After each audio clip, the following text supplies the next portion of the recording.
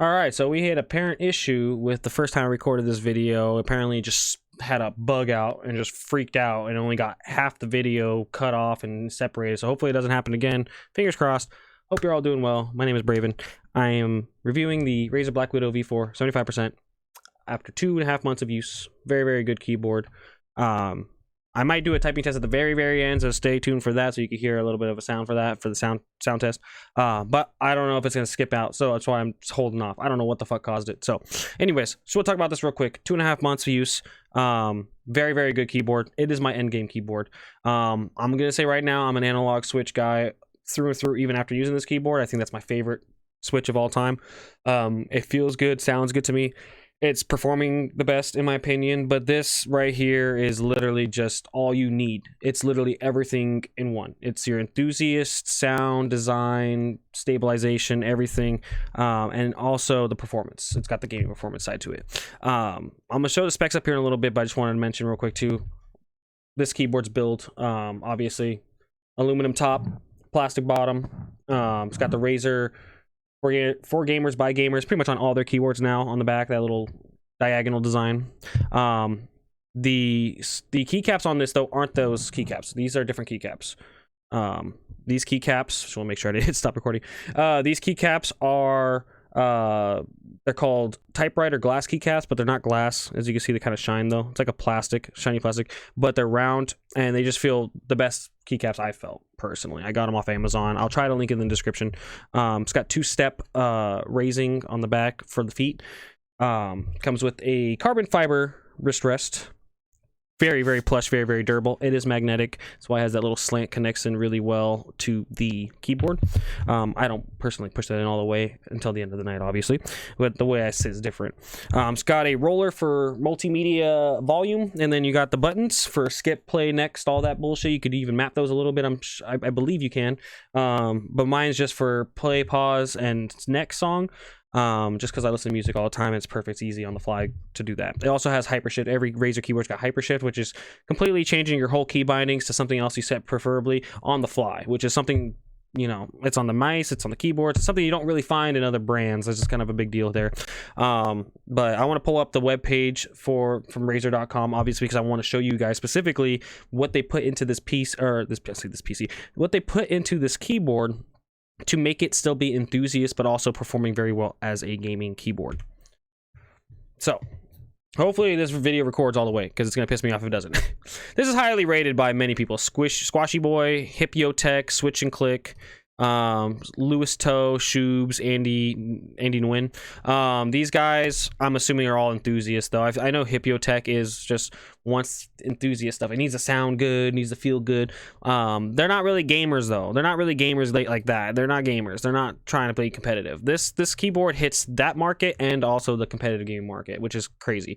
Hot swappable design. Obviously, you can use 3 or 5 pin switches, which is very good. That means it's fully customizable. You can use any switch you want pretty much in this thing and swap it out.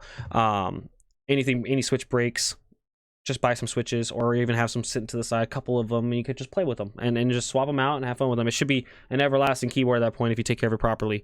They are box switches, the orange switches, which is the tactile bump switches. They're very, very good. So I'm keeping in mind right now and using them because I really like them now. Got used to them. 75% layout, TKL. Again, RGB is amazing on this. It does have RGB on the side, which I'll show you again. Actually, I'll show you that real quick. RGB on the side, I forgot to show you that, but it does look really good. And since my white desk with the black bottom I have on this spot where it's sitting, it's like RGB, RGB, RGB. It looks really good. I love RGB. I'm an old school raver. What can I say? So that's why you can see everything RGB. I even got the Bassless V3 wired right here. RGB. Anyways, looks good. I mean, it's not my main mouse, but yeah, anyways. So this is what I wanted to show you though off the web page, is the fact that it's got all kinds of shit here, man. I mean, I'm not big on the enthusiast side of what they put in here, but you got the lubricated stabilizers, the FR4 plate foam, enhanced PCB with hot swap sockets. You got the screw holes for screw and stabilizers, which you can customize it even more. Bottom case foam. This thing is literally to the brim, 100% a fucking enthusiast keyboard by Razer, which is crazy. Very highly rated by even tech reviewers that do game, like Random Freak P and Bad C Tech, Tom's Guide. And you also got Tech Radar, you know, PC games hardware, MMORPG, they all reviewed it and they all say it's really, really good. A lot more people reviewed it than just that too. They all say it's a really, really good gaming keyboard that hits the enthusiast market as well. That's what people don't really want to specify. But the big selling point here was not that for me. It was I had all these things. Yes, it's hot swap and all that, but performance. Is it going to perform? And I'm going to tell you right now, yes, by highlighting that right there. Up to 8,000 hertz polling rate. This is going to be the best 1,000 hertz polling if you keep it at 1,000 hertz, period. Anything that goes higher than 1,000 hertz polling or has the option to is going to have the best performing 1,000 hertz polling, which means it's going to be one of the fastest 1,000 hertz polling rate. However, bump it up, get that speed going, and for competitive gaming, I would get it up to 2,000 hertz on at least a very decent CPU ran computer. If you have a high-end computer, you could bump that thing up to 4,000 and sometimes 8,000.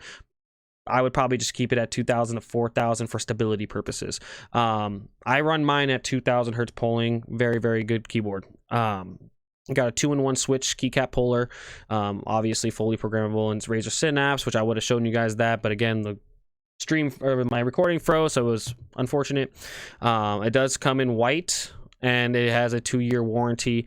Also, even though you see all this, see all that, whatever, I could not find this online, neither on Razer's website or I couldn't find it on Amazon. Amazon does show the listing, but I think it's like a refurbished purchase, so I don't know if you have the option to buy in here.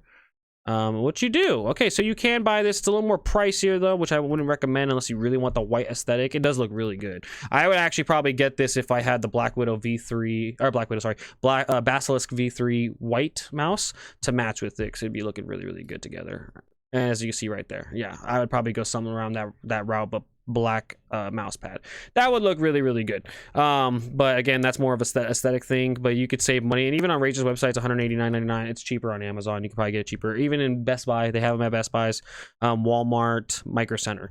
They have them pretty much everywhere now. But again, when I bought mine, it was at Best Buy. So I went to Best Buy and got it and picked it up. So very, very good keyboard.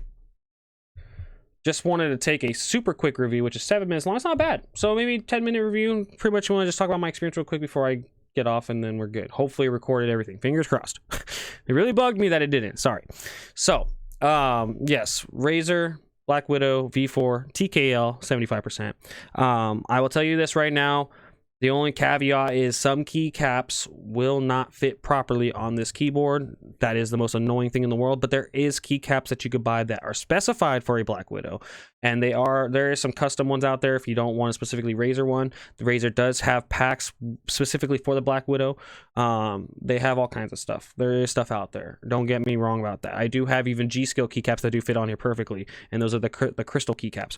These are my favorite keycaps on it right now, and I can tell you right now there's only 2 keycaps that I had to micromanage. Kind of annoying, but it works. And it works because it's not necessarily an important key like right shift. I don't really care about right shift. I don't ever use right shift. I use left shift constantly, and it fits there. But the right shift didn't fit, so I had to micromanage and put something else there. I just got to know it's right shift. So that's a little bit of a caveat. It doesn't look worse. Doesn't look anything different. It looks great. It plays like it works like a gaming keyboard. It's really, really good. Like I said, my only thing is, which is obviously going to be a normal factor regardless, is these are mechanical switches. These aren't optical mechanical switches or analog switches, so they're not going to perform as fast, as highly as something like those. However, analog switches, to me personally, felt the best. They felt the most just polished to me. I don't know. It just felt good. Sounded good to me. And my movement was pretty on par with it. I liked using, because I'm a movement guy in games. I loved it. My Huntsman Mini analog is what I sold to my buddy, and then ended up getting this. And now I could just say, after getting used to this keyboard, flawless. Loved it. It's definitely my end game keyboard now. Not even a second thought about going back to analog. There's no reason to. I believe you get used to your keyboard, you could outweigh anything, any type of style you want. You could do it gaming wise on this keyboard. Typing experience is obviously great. You're gonna hear that thocky sound. You're gonna hear it sounds good. Whatever. You're gonna like that. It hits enthusiast market. It hits all kinds of markets. It's gaming and an enthusiast keyboard, and it's awesome. I truly recommend it. About 2.5 months of usage now, and it's to say end game keyboard is kind of weird for me, because that's never been a case for me. So end game keyboard, go get yourself one. I play FPS games, Battlefield, Call of Duty. I hate Call of Duty with a passion, but I play it. Apex Legends. The finals, you know, you name it, I'm on there. I stream constantly. Twitch.tv/Braven. And please go follow, like, and subscribe to YouTube, Twitch, and TikTok. That's all I'm doing right now for social media. Please follow and support on all of them. It truly means the world to me. Usually I have it in the description. It would mean everything to give me follow, like, subscribe to that, and also join the Discord channel if you have questions. If you have questions or concerns about your purchase, or if you're thinking about purchasing and you have a question specifically towards that I haven't answered tonight, ask it, and I will definitely try to help you as best as I can. Now, I'm gonna just put the typing keyboard out, or typing test out there, and hopefully, fingers crossed, it doesn't screw up my recording. I'm thinking that's what happened. So here is the typing sound test real quick, and then we'll be out of here. So.